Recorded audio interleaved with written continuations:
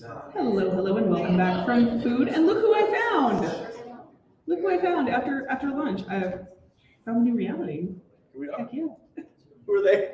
Who are these guys? I don't know. I don't know who these strangers are on the stage, you guys. I don't know. Get help. Yeah, just pull these guys in from outside. They were just like walking down the street and I was like, hey, you want to go do an interview? And they were like, yes. Of course. Thank you guys for being here. Thank you guys for being part of this event and making it awesome. So I've interviewed you guys before. Yes. So we have something in common in our backgrounds in that we both came from podcasting. So tell us a little bit about that. Hi. Hello. How we doing, guys? Sleeping already. Yeah. So anyway, we're the new reality. We started out kind of podcasting. That's actually how I met. I don't really want to say his name. That's how I met somebody from the haunted side. And He's turned the camera off. No, but we started podcasting, and we had a couple of interviews. We interviewed Patty Negri, who's here with us right now. We interviewed Patrick from the haunted side. Vivian Noir was on there as well. Fun, right? Yeah, it was definitely a good way to just meet some really great people, and we've continued to meet great people. Yeah, we've been paranormal investigators for like 15 plus years, but we wanted to really just start interviewing people on their own personal experiences and see what they got. And so I'm loud, but that's fine. So tell us a little bit about like what got you guys each specifically. I know, Shawn, we kind of talked about it on your panel a little bit, but Cody, let's hear from you about like what got you into the paranormal to begin with. Here we go. So it's funny, I tell this story quite a bit, but it's a great story. So I had my first paranormal experience when I was 16 years old, kind of changed my whole outlook on everything. It was like 3 a.m. I was at my parents' house. My buddies with me, we're playing video games, right? And we hear this vacuum. And I'm like, it's 3 a.m. Why is my mom vacuuming? She's high as hell. Like, what is she doing? so we go out to see what it was. We go out to the living room. It's not coming from there. We hear it coming from the garage. So we both, we walk over, open the garage, and turn the light. And in the middle of the garage is my dad's leaf blower, unplugged but on in the middle of the room. And I'm like, kind of frozen. That's not a vacuum. I'm looking and I'm all, oh man. And I look at my buddy and he's like, well, go turn it off. Oh no, you go turn it off. I'm gonna sit right here. Yeah. So we finally mustered up the courage to go turn it off, and I had to physically walk over to it and flip the little knob switch to the off position to turn it off. And those things, and those things don't turn on unless obviously there's power. Exactly, it's not plugged in. Yeah. So ever since that happened, it kind of changed my whole outlook on the paranormal field. So after that, when you had that happen, did you attempt to did you get a Ouija board, like talk to anything, or like try to? No, like, nope, I think we went straight to bed actually after. No. Well, yeah, we're done. You're like, we're good. I've always been. I haven't really been interested in weird stuff. I just thought it was weird. You know what I mean? I know my cousins are insane. Like they do weird shit, kind of like you do. And I thought they were out of their minds. And I'm like, yeah, this isn't for me. I was just a skateboard kid doing my thing. And then I had that experience, and then everything started kind of opening up from there. Here we are. You are like 10 years later.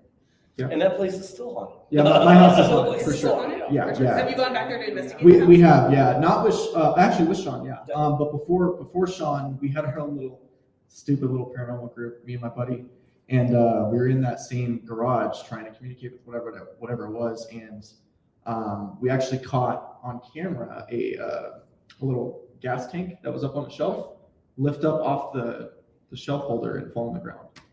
My house is on it for sure. Have you found anything more about that particular spirit? Has it identified itself or anything like that? No, nothing. Again, we haven't really investigated it thoroughly. Nothing like that, so we probably should. Well, I think the last time your dad called us up, he was pretty unnerved because there was things going on. He was having struggles. He was actually getting frustrated. Remember that day? And we went over, and I could see like he wasn't himself. And I was getting like there was this stress about him, and obviously if your intention is to try to help somebody, I grabbed him, I gave him a hug. I'm like, you're gonna be all right, bro. He's kind of like Cody, just like, but it was like, but then like you could see like he felt a little relieved, like there was an understanding. We were already doing a lot of investigating already, so he knew a little bit about what I was about, so he knew what our intention was. It wasn't a real good investigation. It was more, I think it was more of a clearing, right? Like you need to leave this family alone. So. And that is something that you guys do as well. So I know you guys do the regular like haunted locations, like the big locations and things like that, but you guys do also do the private investigations, the house clearings and stuff like that. Do you prefer one over the other? Do you find that they're like, do you prep yourselves differently for that? So me personally, and I think Cody, I'll let him, make his comments on it. But personally, our whole goal when we got out of the paranormal field was help people that didn't understand what was going on in their home. And a lot of times when they felt they were fearful, they thought that something was going on, like something was trying to scare them. But it wasn't that it was somebody trying to scare them. They didn't understand what was going on. So a lot of times Cody and I would go in and we'll get an understanding that it wasn't trying to hurt, it was trying to communicate, it was trying to make its presence known. So I think the whole doing the personal cases really resonated with us. We really liked the idea to go into the family and give them some insight, as well as giving them some direction, empowering them. Because we'll go in and clear, but if you don't like empower yourself, then it's real easy for whatever might be there to try to continue to do the mission. Yeah. So that was my input on it. No, I pretty much agree with you. I don't really have a preference one or the other. I just like investigating. Private investigations are definitely different. They're a lot more, close to the heartstrings and whatnot. A lot of people don't actually they don't want to be filmed by it. They don't want it to be released and whatnot. So there's a lot of locations that we've done that we haven't released that are private investigations. And do you prep yourself differently for those when you're going into that location, like a family's home, as opposed to like a haunted like hotel or something? Kind of, sort of, not really. I mean, I go into every location pretty much the same level-headed, mindset. I let whatever's there tell us what's going on, So do you prefer to go into places blind and not knowing anything about the locations, or do you like to know a few things but then that's it, don't give me any details? It's funny you bring that up because there's a lot of people on YouTube who like to just put their opinion out there. They really do. And they like to put their 2 cents in, don't they? So we'll clear things up. So Shawn and I very much like to go in knowing as little as possible about the location. We want to do an investigation and let them, the spirits, tell us what's going on. So we don't really like to know a lot of the history. Some places we do. It just depends on the location. Right. And then with those, when you do have the histories of some of these locations, like I talked with when Matt and Joe were up here, some of those you'll find that you'll hear about these things, and a lot of times you'll find out it's not accurate. So once you get to a location, like how often does that happen? All the time, right? Yeah, I think a lot of times places are blown up, and or there's been a myth, urban legends and whatever there is. A perfect example is if anybody has ever been to the Queen Mary, everybody's like, oh, it's like the #1 haunted spot in the world, right? Maybe it could be, maybe it isn't. Shawn and I have been there a bunch of times. We didn't find nothing. Not a damn thing. High EMF. Yeah, it's a very high EMF. A lot of paranoia. A lot of feeling like something's there that really isn't. So. And we never got into the main spots. I mean, they want a ridiculous amount of money. It's like Right. $5,000. So I'm sure maybe those spots might be more haunted than the rest of the ship or whatever. But from what we've experienced there, not really too much going on. And a lot of interference, it sounds like. Yeah, It sounds like yeah. a lot of interference that would be interfering with any kind of things you would try to capture. Right. And that's the tricky part there, is that when you have that level of interference, like you may not have your evidence is going to be like somewhat like not fully, it's going to be corrupted a little bit. So you're going to have to make for that margin of error. What's been your favorite location so far? We've had a lot of great locations. Like number one? Number one. Oh my God. You can be, I'll even open them. You can give me a top 2. Top 2. That's funny. This is our favorite, and then we go to the next one, and that's this is our favorite. And then the next one is This one's amazing. No, this one's amazing. yeah. It's been Totally understand. amazing. It's hard to pick. It is hard. You know what? I really liked Whispering Estates. That place is crazy. They have a lot of activity at that place. A lot of weird activity at That's that where you place. guys captured the door closing. Yes. The door closing, yeah, we captured door closing on the static cam, which is one of the accounts there. It's supposed to happen, Yes. which is why we set a cam there. What's your second? Okay, I'm gonna flip them. My very first is Linda Vista Hospital, Okay. Of course. and we don't have a video on that because that was one of my very first investigations. I seen a full body apparition right in front of my eyes. No place has topped that yet. Yeah. What do you think? So I'm gonna say Crown Point is my favorite. I've been there twice. First time I almost died. You I was- did almost die. You fell through the floor and died. He legit almost died. That's not a joke. Patrick from the haunted side watched me as I almost went down into a mine. Caught myself. Cody was up above, and we hadn't even started the investigation. I was all over the place, and that's not like me. Yeah. Oh no, normally all over the place, but I was not myself. I felt like whatever was there was really trying to press on me. So it was a really hard experience. But then the second time we went, I was going, okay, I'm coming back with vengeance. Yeah. And that's when I saw the full body apparition. We had Anthony, which is he has his own paranormal team.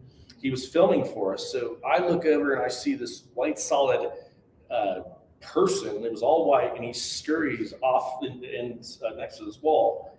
And he was filming me, and he looks over and he sees the same thing. So we both saw it. At He the same didn't time. move the camera. I wish he would have, so we would have caught it. But we both saw the same entity. Yeah. And I think I'm gonna say it's between the farmhouse as well as Donovan Mill. Those are pretty active. Yeah. Real active. Yeah. So we went to. I'll go with Donovan Mill for my second. We went there were a few times. I think my most prominent situation there was when I was in the refinery and I was by myself. Cody was getting a battery, and I saw clear as day, 6 feet in front of me, a shadow walk. I mean, it wasn't fuzzy, it was very clear shadow, walk right past me, look at me, and it had a cowboy hat on, and then walk off and disappear. Did you guys have locations that you were like, this was okay, but it wasn't great, like not a great location? I mean, you would think we'd have a lot, but not. I mean, Long Beach. Queen Queen Mary. Mary. It's Queen kinda Mary was disappointing. kind of Yeah. You know what? I will say, it's funny. I think Matt, wherever you are, I don't know where he's at, but I think he talked about it earlier. The Monroe House is very hyped up, aka the Demon House. Demon House, yeah. We went there. I mean, we caught some activity, sure, but it wasn't anything that we haven't caught before. No. Right. It wasn't So- anything off the charts or Right. anything like really crazy. Right. Yeah, I feel like there are certain locations in the paranormal community that are very like the all-star locations, like Bobby Mackeys, Waverly Hills. Like there are certain ones that are just like everybody goes there. But on the flip side of that, I have almost had more personal experiences at just random abandoned shacks.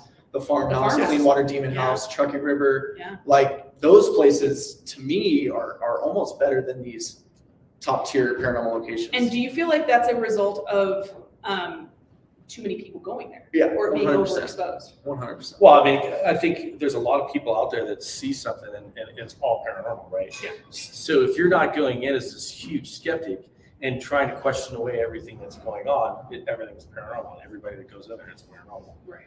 Which So- is why we debunk. Yeah, debunk. You need to make sure that if you hear or What's that? see something, was What's that paranormal? You know what I mean? Yeah, what was that? Are we debunking right now? Yeah, so you're always looking at it and trying to find a logical explanation for it.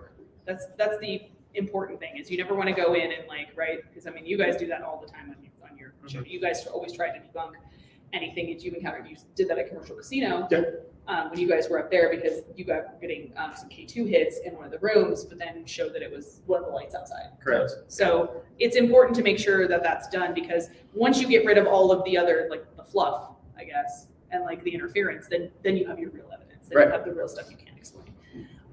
So Shawn, you're a medium, and then I know Cody, you have like intuition as well. Do you guys feel that assists you in an extra way?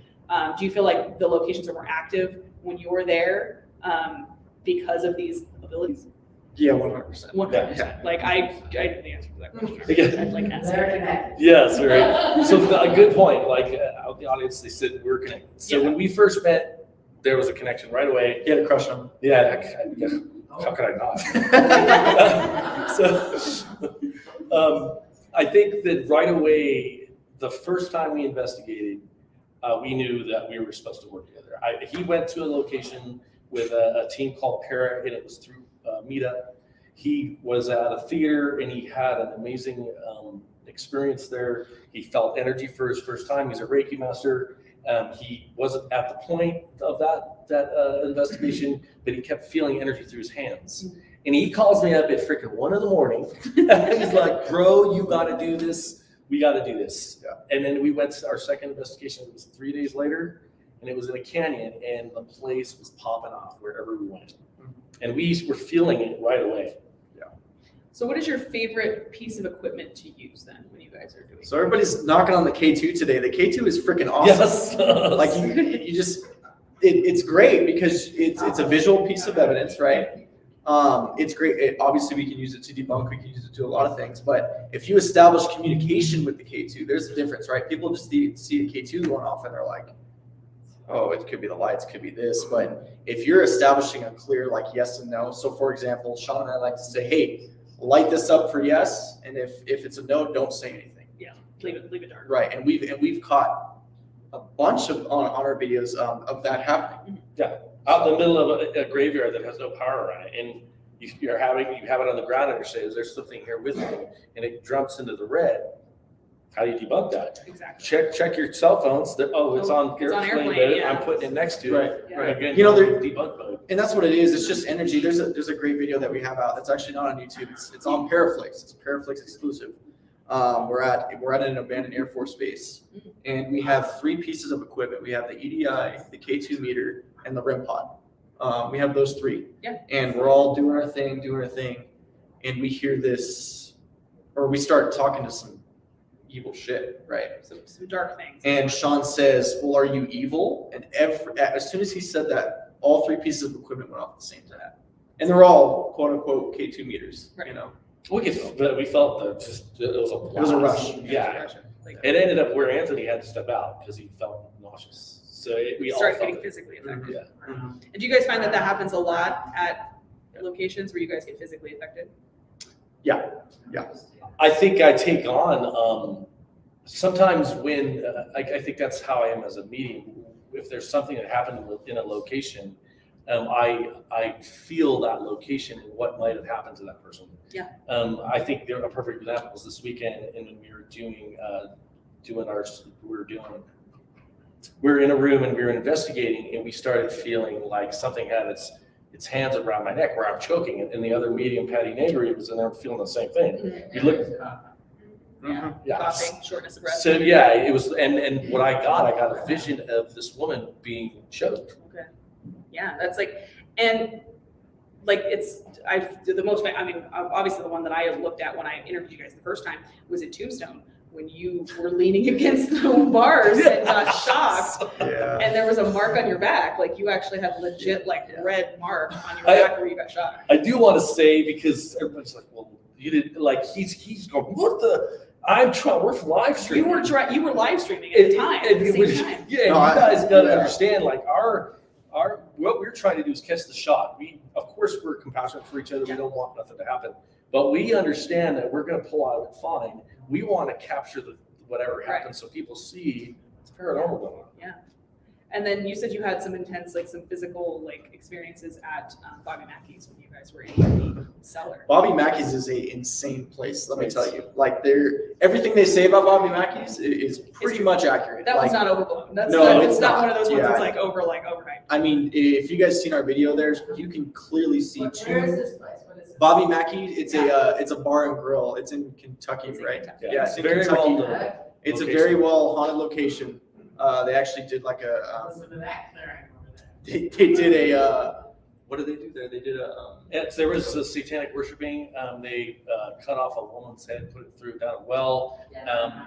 There's a lot of ugliness that happened. Yeah. There's history of that.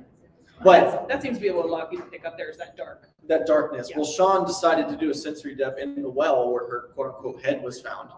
And you can see on the video 2 claw marks on the back of his back when he gets up. Yeah. Yeah, it was nuts. We've been to a lot of locations, and I don't normally get scratched. They don't normally attack me. That was the first time where I felt hands grabbing me, and it felt like they was trying to pull me Like in. pulling you downwards. And then I showed my back, and it was on either side. It looked like hands pulling me down.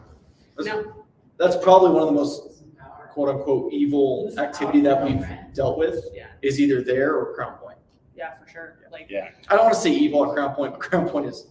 well, it's Crown just- Point was like, it seems like, and anyone that's watched your guys' show notices that there's a lot of times that you guys encounter spirits that are a little cantankerous. Oh yeah. Like you get the Absolutely. cantankerous spirits Yeah. for sure. Yeah. And do you guys have like a theory behind like as to why you get like, do you guys feel like you attract the more powerful or aggressive ones? Or is it just something that like the way you carry yourselves into a location? I think that has a lot to do with it. I think you and I were talking about that, right? Yeah, I think that it does have to do with what we bring. I think there's a higher vibration of what we are, and unfortunately, a lot of times you get some kind of haunting in a location. Those people weren't pleasant, Right. and so I think when we go in, it's like, okay, we've got two positive lights, if you will, high vibrational lights. We're asking them or confronting them some of those wrongdoings. They don't want to hear that somebody knows what's going on. Exactly. Somebody sees what they've been doing, or like, it's like, hey, I see you, and that's not cool. Yeah. Like, also it's kind of like, maybe it's like a moth to a flame sort of situation where it's like, it sees this like positive energy and it's like, okay, I'm gonna come towards that. Right. Like, so like makes a lot of sense. On the other side of the spectrum, it could be something that's looking for help and knows that we are that And exactly. that you were that, you were those beacons they're like, oh good, somebody's here that can hear me. So since we're talking about darker things, your opinion on demons. I have very strong opinions on demons in the paranormal. What are your opinions on demons in the paranormal? Well, everything's demons. right? Everything. It's always a demon. It's always, Come on. it's always demons, Sammy. I blame It's the show all those Supernatural people's for demons. that. So, yeah, demon. Everybody likes, and I say everybody is in society.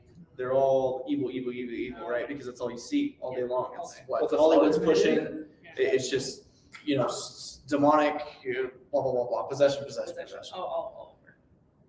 Like I said, we've been doing this 15 years, more than 15 years. I have never once, and I have no problem saying this, I've never once come across a demonic entity, if you will. I've come across some very evil shit, Yeah.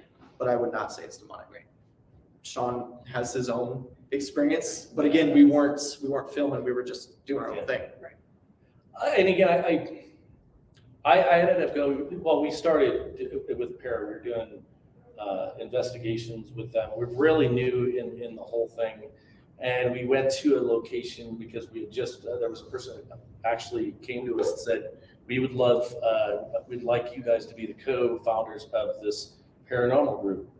And so we went to this location, making a long story short, ended up going to a place during the day doing, just kind of checking it out for our new group. And I saw, all of a sudden felt something latch onto me like a blanket. K2 to the red. Didn't think anything of it. Thought, hey, we'll walk out and just leave the locations during the day. We didn't close anything out. So we ended up walking out, and I found myself progressively getting to a point where I was depressed a lot. Didn't know why. There was a point where I didn't want to be around anybody. Depressed myself. And then there was a point where I didn't feel comfortable, where I felt like I kept seeing, I closed my eyes, I'd see myself with black eyes and I'm screaming. And I just felt really uncomfortable. I had my first mediumship training, and a long story short, his girlfriend, which never calls me, she texts me and goes, her husband was in Sedona and was wondering how I was doing. And I explained to her what was happening. And she's like, sounds like you have an attachment. She contacted my buddy, which was a really strong medium. He calls me up and goes, where the hell are you sticking your nose in? He goes, I feel like you have a demonic. Long story short, he said that night I was gonna, he would do what he needed to do to get rid of it. Mm-hmm. And while I was asleep, it'd go away. I didn't even get to sleep, and I could feel this physical battle within me, like inside me. And I kept hearing push, push, push. And then all of a sudden I push and I hear this pop in my room. It was phenomenal. It was crazy. And then I started sobbing because I felt this divinity that no one else could ever really understand or believe. It was this beautifulness. And the next day I felt normal. Yeah. Cody saw the progression. I kept calling him, dude, I don't know what's wrong with you. Something's wrong. And I'd be crying. Yeah. So yeah, I think that happened. And then I think it wasn't by chance because I do believe we were in some dark spots. And I understand that, and I can also help people if they do have that. But it's very rare. It's very rare. It's yeah. I was like, that's basically. I mean, we're all kind of on the same page as far as that goes. Where it's Yeah. like, I do think that it is a thing, but I think it is extreme. It is, and it does happen. Clearly, it does happen. You know, there's stages to a possession. Yes. Sean was almost on possession. Like he was almost there. Yeah. I physically could see his face was just completely different. It was a change. And so the location that we went to, where's Jason at? The location that we went to was a cemetery It was in the middle of the day, just doing our thing, and yeah, that happened. and then this happens. Yeah. So see, cemeteries are in the bank. Trouble. Nothing but trouble. So we're gonna go ahead and open it up to Q&A for anybody that has questions for Cody and Shawn. Oh man. And if there's questions in the chat, please relay them. There was one. There was one. How long did it take Cody to grow that beard? That was an actual question. It only took me like 2 weeks. Done. That's, yeah. Well, I don't. Does anyone have any questions for the guys back there? Have you had any experiences where you just thought something and the spirit responded? Yes. Yeah, that happens actually quite a bit. There's a theory that spirits can, pick up on your thoughts and whatnot, and we'd think things and it would happen, or we'd think things and we'd catch a voice on the recorder or something like that. I mean, Let's that's say your partner's name in your head, Right. and it comes over to the spirit Yep. box. There's actually a huge following that believe that we ourselves create the own paranormal activity. I forget what it's called, but there's some wazoo thing out there that they believe that us as humans create poltergeist, which can happen. But we just had a recent personal case that we did, and we walked in, and I was picking up that the actual phenomenon was created by the wife. She was more intuitive than she really understood. She was pushing it all inside. And what was funny about that is when we were in the middle of that investigation, we were upstairs, and he hears his wife call him because he's with us. He goes downstairs and in her room. She said she was asleep. And then as we're going downstairs, it was another part of the investigation. The attic door was wide open, and all of a sudden it slams right behind us. And we're, of course, debunkers.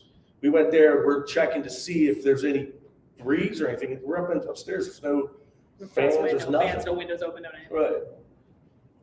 I have a question. Oh, sorry. I was gonna say, what's next for the new reality? ooh, Movies. man. The big screen. So actually, Sean and I actually have a new series coming very, very soon. We talked about it. No, we haven't. This will be the This will be first the time. first time. So- You heard it here first. Yeah, you heard it here Literally. first. No, we have a new series coming. It's gonna be, it's basically the Forgotten Tales of the Paranormal is what it's called. And we're strictly going to abandon shacks, homesteads out in the middle of nowhere. So kind of like the past reality. Or one Yes. that's also The past coming out. The reality. past reality. Past reality. Hey, I like that. Patent pending. Yes. On investigation, have you ever had a deja vu moment? I have not, but have you? A deja vu moment. You've been here before. Right. You've seen this before. It's like, I wouldn't. I don't recall an investigation. I mean, I have deja vu all the time, but not I know. investigating. I'm not sure. I didn't I don't know. know. I think during readings I have that sometimes where I feel like I'm talking to somebody as a parent or something, and it seems like something I've done before, deja vu.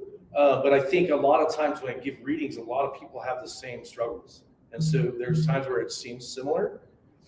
So I get that moment. But I just think there's a realm I don't really understand.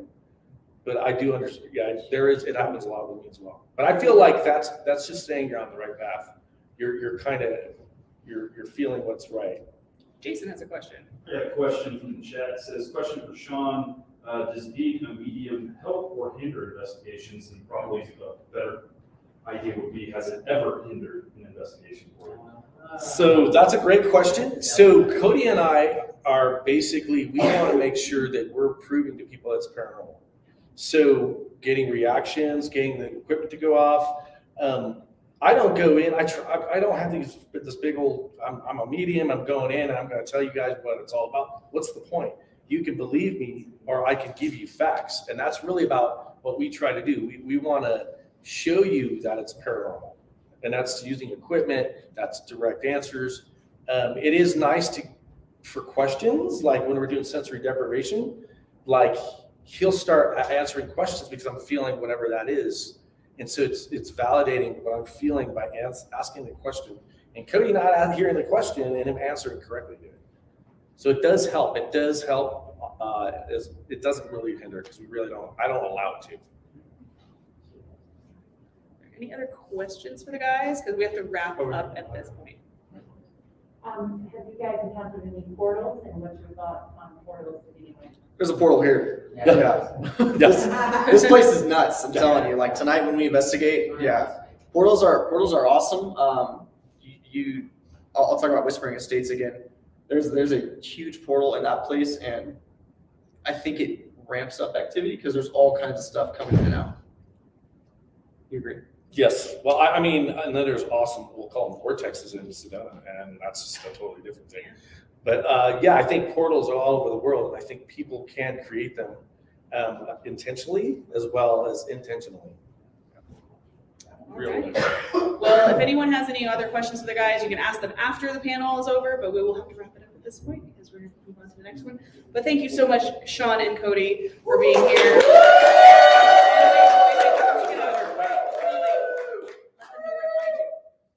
You guys can find us all obviously on YouTube, The New Reality Paranormal. You can go to our website, thenewreality11.com.